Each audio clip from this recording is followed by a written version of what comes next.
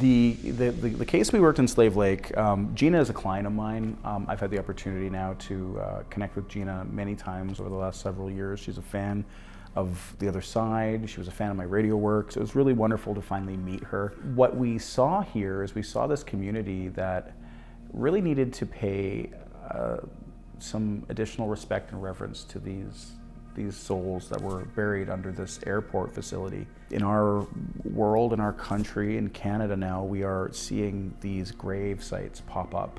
You know, at the end of it, what we see here are Indigenous people who were placed in unmarked graves, you know, sort of in a very kind of forgotten way, because now there's a tarmac and an airport and all this stuff that exists there.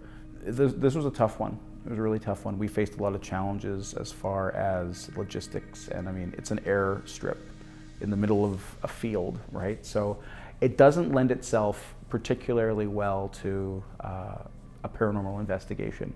It's not a hermetically sealed vacuum environment. It's definitely noisy, it's windy. We actually had, you know, rain and other elements. So we rose to the challenge, and we gave Gina and her mother and, you know, other members of the community some validation, some connection, and beyond that, hopefully what we're going to give them in the future is an opportunity for the victims of that pandemic, you know, of Spanish influenza, those who are buried there.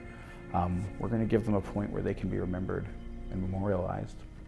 We had the opportunity to travel north and really get involved with some community stuff up there with Gina, Lily, and Winona, 3 strong women who were really advocating on behalf of recognition and honoring of their relatives who had died from the Spanish flu over 100 years ago and weren't necessarily commemorated in a very respectful way. And many people themselves don't even necessarily know that there are a number of bodies and burial sites right on this airstrip. So this episode really hit home in a time when we are living in a pandemic.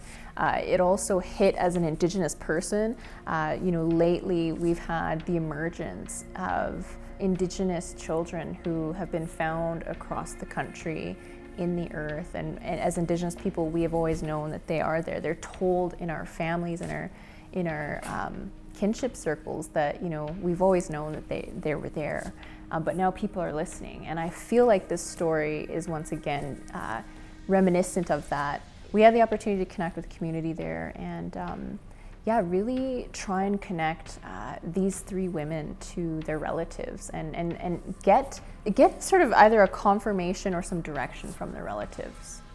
Which brings us up to, we went up to Slave Lake. Slave Lake at the end of the airport there. You know, and the first night, and I could tell that Jeff was just a little bit skeptical that anything was going to happen there.